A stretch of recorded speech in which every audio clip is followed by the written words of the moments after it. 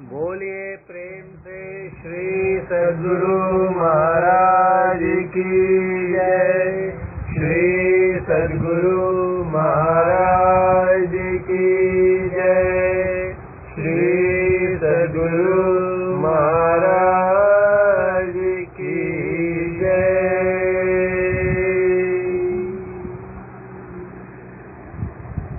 परमाराध्य संत सद्गुरु महर्षि में ही परमहंस जी महाराज द्वारा रचित सत्संग योग भाग 4 से पाठ। पिछले 4 दिनों से हम लोग पैरा संख्या 105 की चर्चा कर रहे हैं, जिसके क्रम में हमने कल देखा था कि ऊपर का शब्द नीचे आसानी से आ जाता है, स्वाभाविक रूप से आ जाता है, नीचे का नहीं। सूक्ष्म तत्व की धार जो होती है स्थूल तत्व की धार की अपेक्षा अधिक लंबी होती है, व्यापक होती है, अपने से पवित्र होती है, अपने से स्थूल में समाई हुई होती है, और सूक्ष्म होने के कारण उसके केंद्र से उत्थित शब्द जो है वो भी अपने नीचे के मंडल के केंद्रीय शब्द की अपेक्षा अधिक सूक्ष्म रहता है।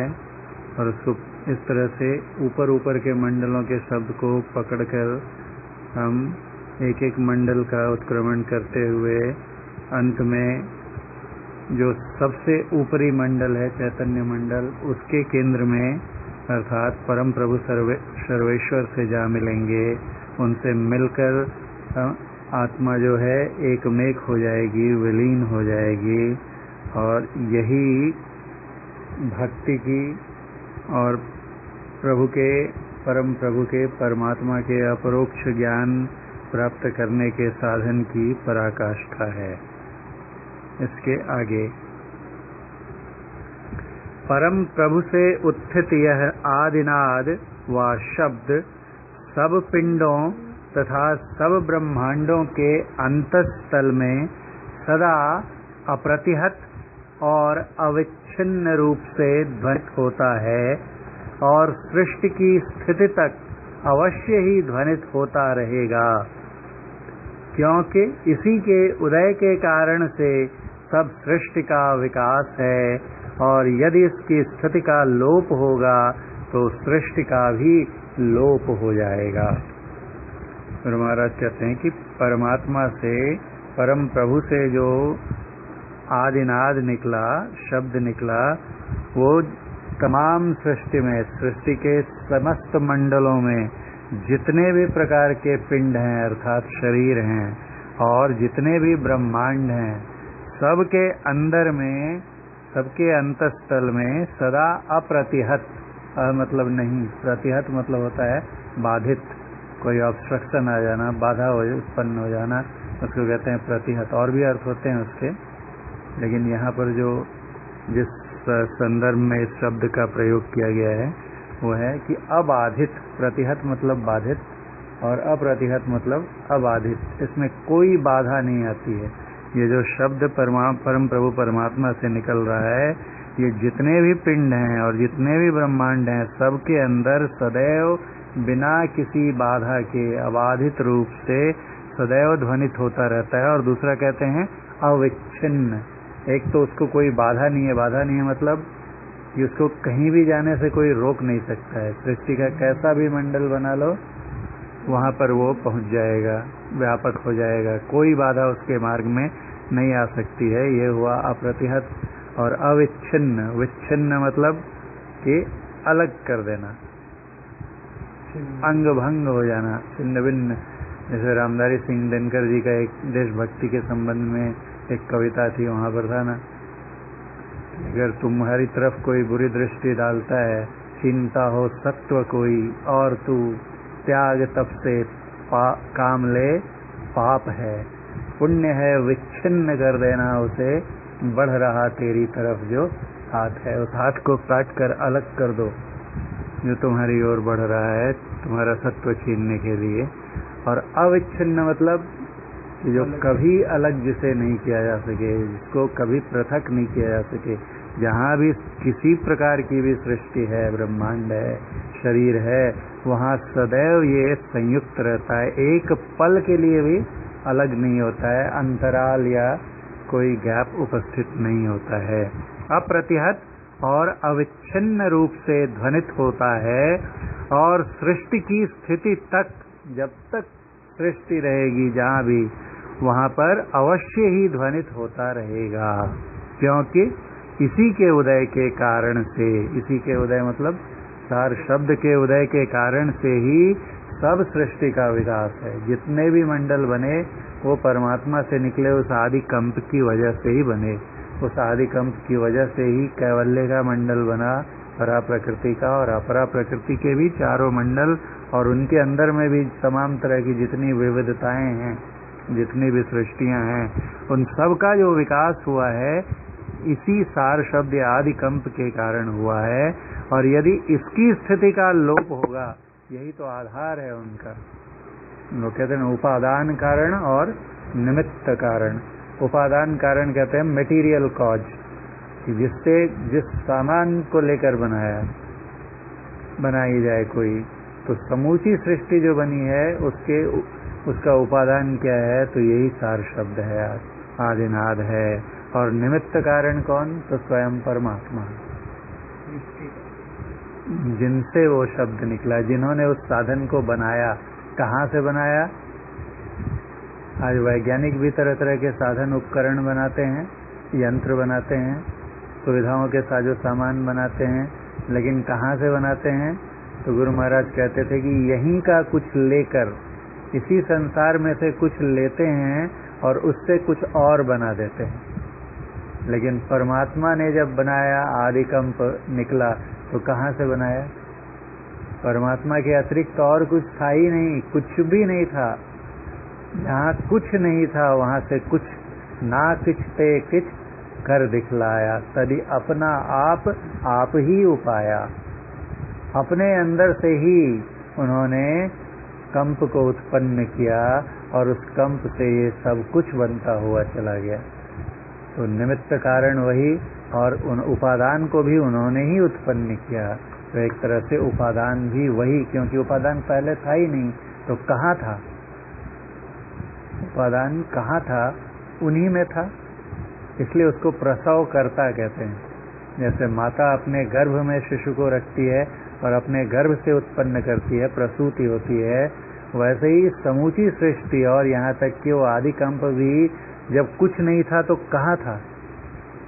परमात्मा के अंदर में ही था, और वहीं से आदि कंप निकला, उसी आदि कंप से सृष्टि निकली। जैसे वृक्ष जो है वो कहाँ रहता है? तो बीज में रहता है, बीज से ही वृक्ष का उदय होता है ना। तो जब वृक्ष नहीं बना तो कहाँ था वो वृक्ष, कहाँ से निकला? उसी प्रकार सब कुछ जो बना वो परमात्मा के अंदर ही से हुआ, इसलिए परमात्मा को प्रसव करता कहते हैं। और उसके लिए जो गर्भ बनाया, तो जिससे कि तमाम सृष्टियां निकली, वो सबसे सुंदर सुनहरा गर्भ है, इसलिए उसको हिरण्य गर्भ भी कहते हैं। हिरण्य मतलब होता है सोना, स्वर्ण, गोल्ड, और गर्भ वोम, मदर का जैसे माँ का गर्भ होता है। तो समूची सृष्टियां सार शब्द से ही बनी ना, कैवल्य मंडल से ही बनी, इसलिए कैवल्य मंडल का एक नाम हिरण्य गर्भ भी है। तो उसी के उदय से सब सृष्टि का विकास है। अगर उसी को परमात्मा खींच लें, सार शब्द को, तो जहाँ प्रकृति के जिस हिस्से से खींच लेंगे, प्रकृति के उस हिस्से का लोप हो जाएगा, लय हो जाएगा, वो सृष्टि रहेगी नहीं। जहाँ से भी वो सार शब्द निकला, जिस किसी हिस्से से भी, एक छोटे से छोटे काल खंड के लिए भी निकल गया, एक मिली, माइक्रो, पिको, नैनो, कितने भी छोटे सेकंड के लिए अगर थोड़ी समय के लिए भी सार शब्द रुका प्रकृति के किसी हद, वहाँ पर अप्रतिहत हुआ या विच्छिन्न हुआ, उसी समय वो सृष्टि का भाग खत्म हो जाएगा। इतना महत्वपूर्ण है ये सार शब्द। तो कहते हैं यदि इसकी स्थिति का लोप होगा तो सृष्टि का भी लोप हो जाएगा। ऋषियों ने इसी अलौकिक और अनुपम आदि निर्गुण नाद को ओम कहा है। अलौकिक है क्योंकि इस लोक का नहीं है, परमात्मा से निकला हुआ है, कोई लोक से आया नहीं है। और अनुपम है, उसके जैसा और कोई, उसकी उपमा किसी और से देकर नहीं बतलाया जा सकता कि देखो ये शब्द ऐसा है। अनुपम है, आदि है, सबसे पहले निकला है वो शब्द, और निर्गुण है, गुणातीत है, उसको ऋषियों ने ओम कहा। वो भी हम लोग पहले देख चुके हैं कि जैसे ओम जो है क्या है, क्यों ओम सुना, तो ओम जो है हमारे उच्चारण नाभि से लेके मुंह तक, ओठ तक जितने भी उच्चारण के स्थान है सबको भर कर ओम का उच्चारण होता है। तो सार शब्द जैसे समूची सृष्टि को भर के रहता है, तो उसके लिए जो प्रतीक चुना हमारे ऋषियों ने, वो ऐसा वर्णात्मक शब्द चुना कि जिसको उच्चारण करने में वो उच्चारण के सारे स्थानों को भर कर निकलता है। ठीक उसी तरह जैसे कि सार शब्द सब प्रकार की सृष्टियों में व्यापक है, तो उसका प्रतीक ओम के जैसा और कोई दूसरा शब्द नहीं है जो उच्चारण के सभी स्थानों में व्यापक हो। ऋषियों ने इसी अलौकिक और अनुपम आदि निर्गुण नाद को ओम कहा है, और भारतीय संतवाणी में इसी को निर्गुण राम नाम, राम अर्थात समुची सृष्टि में रमने वाला व्यापक परमात्मा, उसका नाम। कैसा नाम? तो निर्गुण नाम। निर्गुण राम नाम सत्य नाम। ये सत है, सत असत हु के पार में। असत क्या है? अपरा प्रकृति असत है, क्योंकि वो परिवर्तनशीला है, और ये जो है एक रस है, एक सम है, इसलिए इसको सत कहते हैं, अक्षर कहते हैं। परा प्रकृति को क्षर कहते हैं, सगुण कहते हैं, अपरा को सत और निर्गुण कहते हैं। तो ये सत्य नाम है, सच्चा नाम है, निर्गुण राम नाम है, सत्य शब्द है, आदि नाम पहला नाम है, और सार शब्द है। किसी भी चीज का सार, असली आधार, सत्व बोलते हैं, वो सार शब्द आदि कहा है। उपर्युक्त वर्णनानुसार शब्द धारों को धरने के लिए बाहर की ओर यत्न करना व्यर्थ है, क्योंकि ये जो शब्द धारे हैं ये क्या हैं? बहुत सूक्ष्म हैं, और हमारी इंद्रियां स्थूल हैं। बाहर में पकड़ेंगे तो इंद्रियों की सहायता से पकड़ेंगे, और वो जो कुछ भी पकड़ा जाएगा वो स्थूल होगा। जो शब्द हमें अंदर की ओर ले जाएगा, अंदर अंदर के मंडलों में, ऊपर ऊपर के मंडलों तक ले जाएगा, वो शब्द अत्यंत सूक्ष्म है, इसलिए उसे किसी भी प्रकार से, किसी भी यत्न के द्वारा बाहर में नहीं पकड़ा जा सकता। उसके लिए अंतर की यात्रा करनी होगी। उपर्युक्त वर्णनानुसार शब्द धारों को धरने के लिए बाहर की ओर यत्न करना व्यर्थ है। यह तो गुरु आश्रित होकर अंतर ही अंतर यत्न और अभ्यास करने से होगा। गुरु का आसरा रखना बहुत जरूरी है। अगर गुरु का आसरा नहीं रखते हैं, उनकी सहायता का ये नहीं समझते कि उनकी कृपा के बिना नहीं मिलेगा, और सिर्फ अपने से ही करने का मनोरथ रखते हैं, बल रखते हैं, तो फिर नहीं मिलेगा। गुरु की कृपा के बिना गुरु की कृपा पाए नहीं जीवन उधारा है। इसलिए गुरु का आश्रय ग्रहण करना, गुरु पूर्णिमा आ रही है, गुरु का आश्रय ग्रहण करके ही रहना सच्चे शिष्य का लक्षण है। पूर्ण समर्पण, गुरु आश्रित होकर और फिर हाथ पे हाथ धर के बैठे नहीं रह जाना है। गुरु का आसरा लेकर और क्या करना है? अंतर ही अंतर यत्न और अभ्यास करने से होगा। अपने अंतर में ध्यानाभ्यास से अपने को व अपनी सुरत व अपनी चेतन वृत्ति को विशेष से विशेष अंतर्मुखी बनाना संभव है। अभ्यास करते करते कहाँ? तो अपने अंतर में ध्यानाभ्यास करते जाएंगे तो धीरे धीरे अंतर्मुखी, उससे और विशेष अंतर्मुखी, और विशेष अंतर्मुखी, विशेष से विशेष अंतर्मुखी बनाना संभव है। लेकिन सबसे पहले ही कोई बोले कि एकदम अंतर के अंतिमता में हम पहुंच जाएंगे, सूक्ष्मतम अवस्था को प्राप्त कर लेंगे, तो ये संभव नहीं है। गुरु महाराज कहते हैं प्रथम ही सूक्ष्म ध्यानाभ्यास स्वभावानुकूल नहीं होने के कारण असाध्य है। पहले ही अगर हम सूक्ष्म ध्यानाभ्यास ही करना चाहें तो वो स्वभाव के अनुकूल नहीं है। हमारा स्वभाव क्या है? अपना भाव अभी क्या है? तो स्थूल में रहने का भाव है। दिन भर स्थूल कर्मेंद्रियों के सहारे, स्थूल ज्ञानेंद्रियों के सहारे हम सारे कार्यकलाप करते रहते हैं, न जाने कितने जन्मों से करते चले आ रहे हैं। इसलिए हमारा एक सहज स्वभाव जो बन गया है वो क्या है? तो स्थूल में बरतने का हो गया है। और सीधे हम सूक्ष्म ध्यानाभ्यास करना चाहें तो ये हमारे स्वभाव के प्रतिकूल हो जाएगा, इसलिए वो बहुत असाध्य हो जाएगा, दुसाध्य का असाध्य हो जाएगा। इसलिए कहते हैं कि पहले क्या करो, तो जहां पर हो जैसा स्वभाव है वहीं से प्रारंभ करो। प्रथम ही सूक्ष्म ध्यानाभ्यास स्वभावानुकूल नहीं होने के कारण असाध्य है, इसलिए प्रथम मानस जप द्वारा मन को कुछ समेट में ला। मानस जप मतलब क्या करेंगे, सब मानस जप करेंगे किस चीज का, तो शब्दों का, वर्णात्मक शब्दों का। वर्णात्मक शब्द क्या है, सबसे स्थूल है, तो स्थूल शब्द से शुरू किए और वही शब्द थोड़ा सूक्ष्म हुआ तो स्थूल प्रकाश बन जाएगा। तो स्थूल प्रकाश जो है वो स्थूल शब्द से तो सूक्ष्म है, तो पहले हम लोग शब्द पर मन लगाते हैं मानस जप के द्वारा, और फिर वहां से हटाते हैं कहाँ, रूप पर ले जाते हैं, रूप प्रकाश से निर्मित है। इसलिए प्रथम मानस जप द्वारा मन को कुछ समेट में ला, फिर स्थूल मूर्ति का मानस ध्यानाभ्यास कर। अब ये प्रकाश में आए, रूप में आए, लेकिन कैसा है मानस ध्यान में, तो बड़ा सा चेहरा या कोई भी रूप का हम लोग ध्यान करते हैं तो बड़ा हो गया, स्थूल हो गया रूप, वो सगुण हुआ, स्थूल हुआ। स्थूल मूर्ति का मानस ध्यानाभ्यास कर, पहले स्थूल शब्दों का जप, उसके बाद स्थूल रूप का मानस ध्यान, और वहां से और समेट के और अब लाए धीरे से उसको कि जो स्थूल रूप क्या है, तो बहुत से सूक्ष्म रूपों का समुच्चय है। सब सूक्ष्म रूप क्या हुआ, बिंदु, बहुत से बिंदुओं को मिलाने से कोई रूप बनता है। तो पहले बहुत से बिंदुओं पर ध्यान को केंद्रित किया मानस ध्यान में, और उन बहुत बिंदुओं से समेटते समेटते कम कम कम कम कम कम क्षेत्र करते करते करते पहले इतना बड़ा देखा, पूरा शरीर देखा, उसके बाद चेहरा देखा, उसके बाद और छोटा करते करते कहते थे गुरु महाराज कि छोटा करते करते करते सबसे छोटा, किसी मूर्ति के टुकड़े टुकड़े करते चले जाओ, तो जो सबसे छोटा टुकड़ा, अविभाज्य टुकड़ा जो होगा वो क्या होगा, तो वही होगा बिंदु, जिसको और विभाजित नहीं किया जा सके। तो इसलिए प्रथम मानस जप द्वारा मन को कुछ समेट में ला, फिर स्थूल मूर्ति का मानस ध्यानाभ्यास कर अपने को सूक्ष्म ध्यानाभ्यास करने के योग्य बना।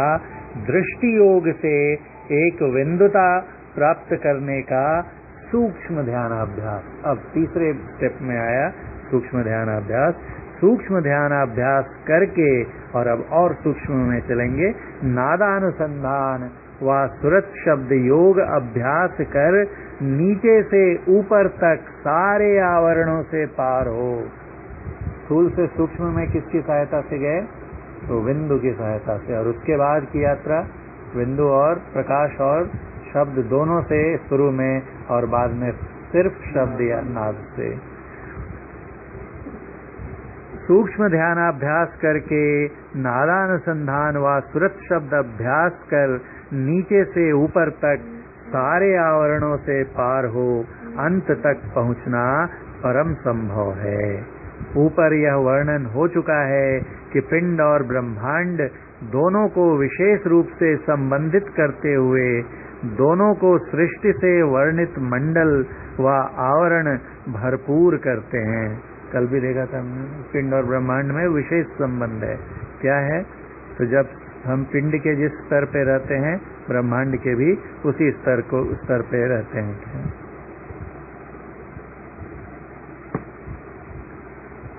तो पिंड और ब्रह्मांड दोनों को विशेष रूप से संबंधित करते हुए दोनों को सृष्टि से वर्णित मंडल व आवरण भरपूर करते हैं। कौन कौन से मंडल हम लोग बहुत बार गिन चुके हैं, 5 बड़े बड़े मंडल हैं, और इन्हीं आवरणों को पार करना, सारे आवरणों को पार करना है। कथित विशेष संबंध इनमें अर्थात पिंड और ब्रह्मांड में कथित विशेष संबंध इनमें यह है कि पिंड के जिस आवरण में जो रहेगा, बाहर के ब्रह्मांड के उसी आवरण में वह रहेगा, और पिंड के जिस आवरण को वह सब आवरणों को जो पार करेगा, ब्रह्मांड के उसी आवरण को वह सब आवरणों को वह पार कर जाएगा। अर्थात जो पिंड को पार कर गया वह ब्रह्मांड को भी पार कर गया, इसमें कुछ भी संशय नहीं है। परम योग, परम ज्ञान और परमा भक्ति का गंभीरतम रहस्य और अंतिम फल प्राप्त करने का साधन समास रूप में कहा जा चुका। संक्षेप, समास रूप मतलब संक्षिप्त रूप में, शॉर्ट में क्या कहा, किसका गंभीरतम रहस्य बोलते हैं, इससे और कोई रहस्य नहीं है। किसका, तो परम योग, सबसे ऊंची क्वालिटी का, श्रेणी का योग हुआ जब आत्मा परमात्मा से मिल जाए। उत्कृष्टतम योग आत्मा का परमात्मा से योग। परम ज्ञान, सबसे बड़ा ज्ञान, जो परमात्मामय हो गया, परमात्मा ही हो गया, उससे बड़ा ज्ञानी कौन होगा। सबसे बड़ा परम ज्ञान और सबसे ऊंची भक्ति भी यही है। क्या, तो ऐसी सेवक सेवा करे जाका जीव तिस आगे धरे। परम भक्ति है कब, जब आत्मा अपने को निवेदित कर दे, परमात्मा पर न्यौछावर कर दे, समर्पित करके, और उसमें विलीन हो जाए। परमा भक्ति का गंभीरतम रहस्य और अंतिम फल प्राप्त करने का साधन समास रूप में कहा जा चुका। इसके साथ ही पैरा 105 का पाठ समाप्त होता है। इसके आगे का पाठ हम लोग कल करेंगे। बोलिए प्रेम से श्री सद्गुरु महाराज की जय।